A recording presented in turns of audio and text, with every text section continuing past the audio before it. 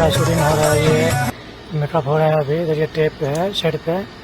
ये makeup man Amarjeet है, बहुत अच्छा मेकअप मैन है। खेसारी लाल यादव का शूटिंग हो रहा है आज दिल्ली के अंदर। जबरदस्त गाना है खेसारी लाल यादव का वीडियो। गाना आप मालूम है, गाना नहीं सुना सकते हैं इसका। तो शूटिंग हो रहा है, देखिए जबरदस्त तरीके का मेकअप हो रहा है।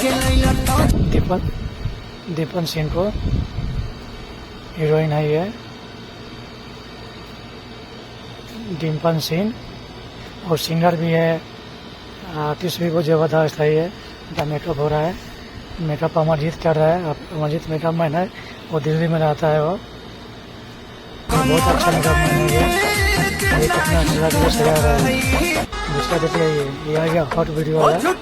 ये कहाँ कहाँ वीडियो कर रहा है। ये वीडियो ये मेकअप होता है। बिना मेकअप का मालूम है चेहरा साफ नहीं आता है, पूरा शरीर मेकअप हो रहा है। ये खेसारी लाल यादव का शूटिंग नहीं सही हो रहा है। देखिए पूरा वीडियो अंत तक।